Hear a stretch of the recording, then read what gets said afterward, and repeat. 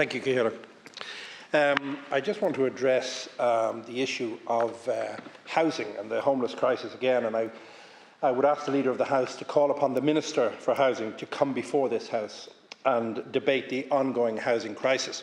Yesterday there were a number of articles regarding CSO figures which paint a deeply concerning picture, and it's one that demands immediate attention.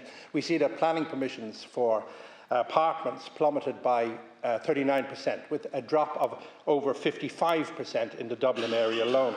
So this means that the number of new homes approved has fallen by over 21%, which has reversed the positive completions which we were mentioned in the previous year. So now the targets by the government, which we missed out on last year, it looks like we're going to miss out again on this year by 6,000.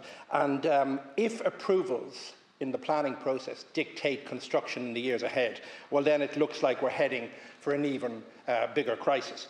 An article inside in the Oireachtas by Tackling Homelessness shows that except for the period of COVID-19, the number of people living in emergency accommodation has risen year on year substantially since 2015. And these figures, they're not just numbers, they're homes for families, there's increased pressures on renters, there's prolonged hardships, and of course we're seeing that every day at the Lighthouse Cafe. So the industry has said for time and time again that planning bottlenecks, expiring permissions and rental regulation uncertainty, they're blocking development.